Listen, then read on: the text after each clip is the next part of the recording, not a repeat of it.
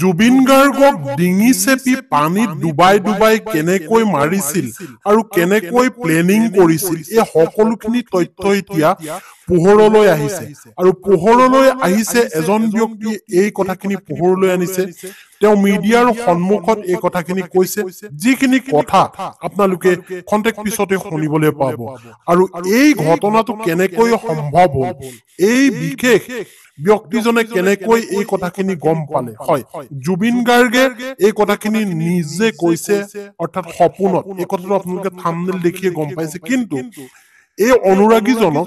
এনেকৈ সুন্দৰকৈ তেওঁ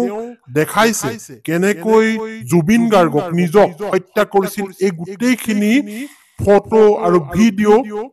জুবিন গাৰ্গে সেই বিশেষ অনুৰাগীজনক দেখাইছে আৰু তেওঁ এতিয়া কৈছে যে জুবিন গাৰ্গক পানীত ডুবাই ডিঙি চেপি হত্যা কৰিলে কোনে হত্যা কৰিলে এটা ডাঙৰ প্ৰশ্ন আৰু জুবিন গাৰ্গে কেনেকৈ এই ভিডিঅ' আৰু ফটোবোৰ কেনেকৈ দেখালে সেই বিশেষ অনুৰাগীজনক আৰু শ্যাম কানু আৰু সিদ্ধাৰ্থ এই দুজন হৈছে মেইন কালপিত আৰু এই কালপিত দুজনৰ বাবেই যে জুবিন গাৰ্গ আজি অসমৰ ৰাইজৰ মাজত নাই অসমৰ অনুৰাগীৰ মাজত নাই জুবিনৰ প্ৰাণৰ আমঠু ৰাইজৰ মাজত যে জুবিন গাৰ্গ নাই সেইটো কাৰণে আজি দুখিত সকলো ৰাইজ কিন্তু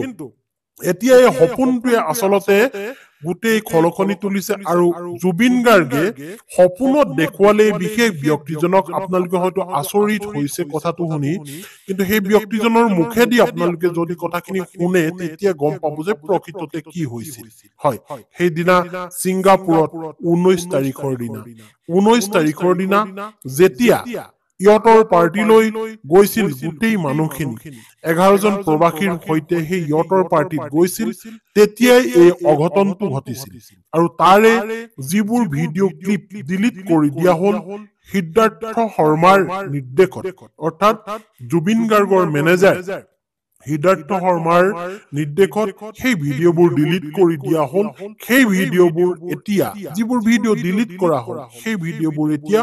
সপোনত দেখালে জুবিন গাৰ্গে সপোনত সেই বিশেষ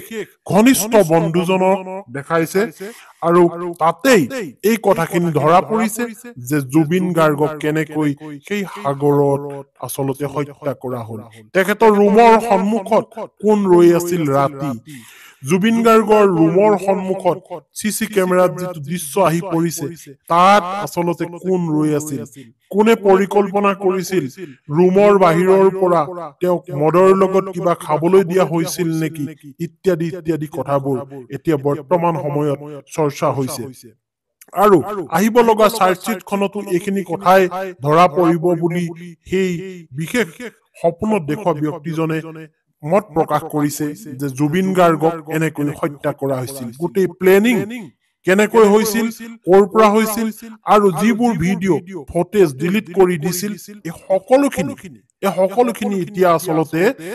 প্ৰকাশ পাইছে আৰু সেই বিশেষ ব্যক্তিজনে সপোনত দেখিছো বুলি দাবী কৰিছে হয় জুবিন গাৰ্গে ৰাতি আহি এই বিশেষ ব্যক্তিজনক সপোনত দেখাইছে যে মোক কেনেকৈ মৃত্যু দিয়া হ'ল মোক কেনেকৈ সাগৰত ডুবাই মোক মৰা হ'ল এই বিষয়ে তেওঁ সপোনত আহি ঘনিষ্ঠ বন্ধুজনক কৈছে ধন্যবাদ